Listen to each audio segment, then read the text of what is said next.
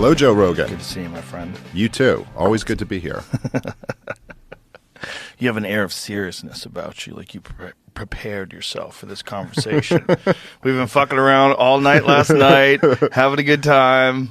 Now I have to transition. Now there was an immediate shift. I can see you're like, all right, here it is. Well, There's a lot of shit going on. Well, we got a brand new war to end, so Yeah. it's gotta be. So when I first started coming on your podcast, what was I just measure it in how many wars ago that was? I think, what was that? How many wars ago was We were that? still in Afghanistan back then, so we did get out of one. We did get out of one. Sorta. We did it in flawless fashion.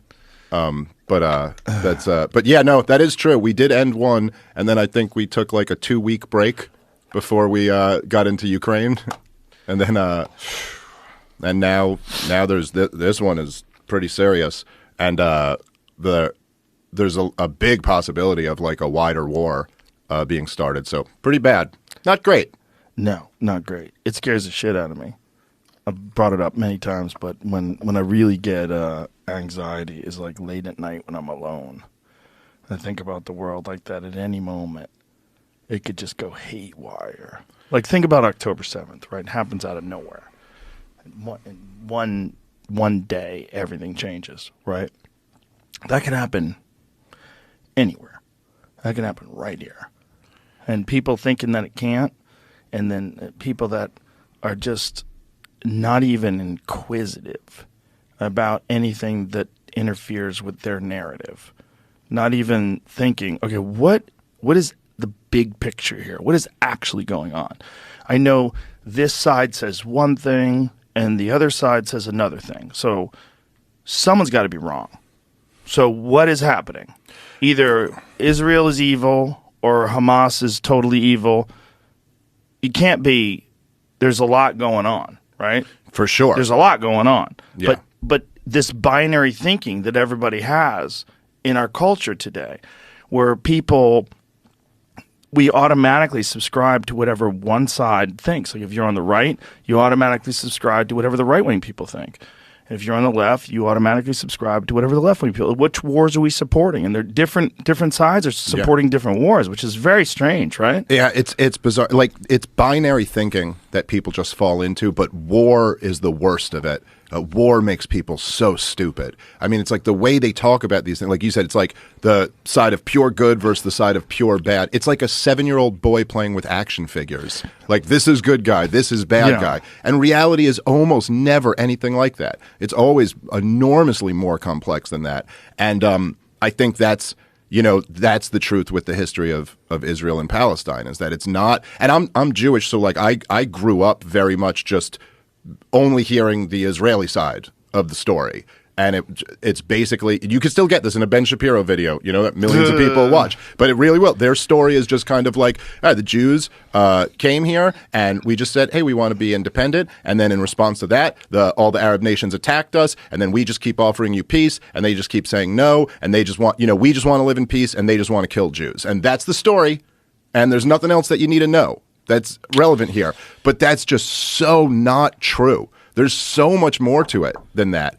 And if you're gonna tell this story and you want to zoom out and really understand what's going on here, it's just if you're going to ignore the fact that the creation of Israel involved kicking a whole lot of people out of where they were living at the time and had been living for hundreds of years.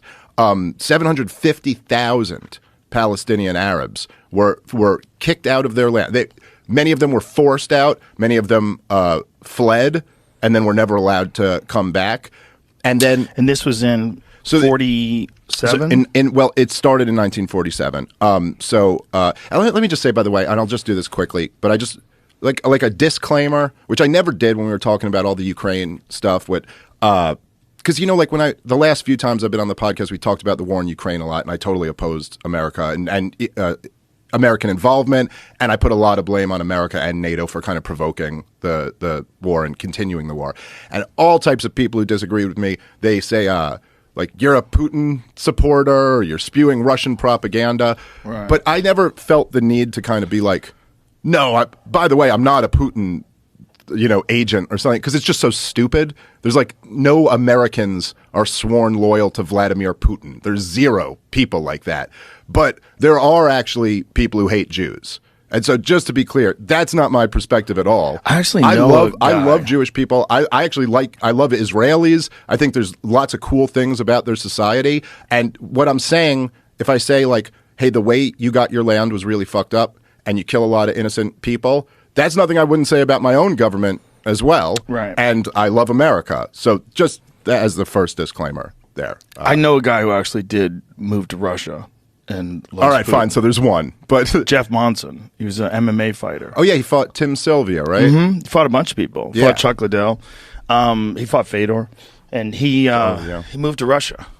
Really? Speaks Russian. Yeah. Okay. All right. So I overstated my case a little bit. There's Jeff Munson. Nobody else. He's got a hammer and sickle tattoo. Okay. All right. So there might be an exception. He's a wild fellow. No, but so you said so. Yeah. So in 1947. And this is like right in the aftermath of World War II, and the British Empire was basically crumbling, and they had been ruling the territory of Palestine under a mandate, and so they basically washed their hands of the situation. There had been issues for years already, and they kicked it over to the United Nations, and the United Nations was a brand new organization, or like a year old or something like that. And they had no authority to like create states out of nowhere. It was a recommendation. They go, we recommend this partition plan that would have given 56% of the land to the Jews for a Jewish state and 44% of the land to the Arabs to have an Arab state. And at the time, the Jews, the Zionist settlers there, they owned about 10% of the land. And so this recommendation was that they get 56% of the land. And so immediately the Zionist settlers accepted. They went, yes, great deal. We'll take 56% of this. And the Arabs were like, no, that's not a fair deal at all.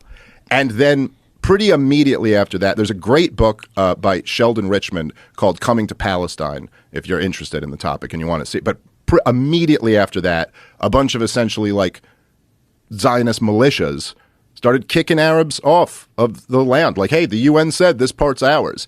And like at first a civil war broke out. And in this process, hundreds of thousands. I mean, between 1947 and 1948, the total number is around 750,000 Arabs who were forced out or fled. And then in 1948, Israel declared independence. And then as a response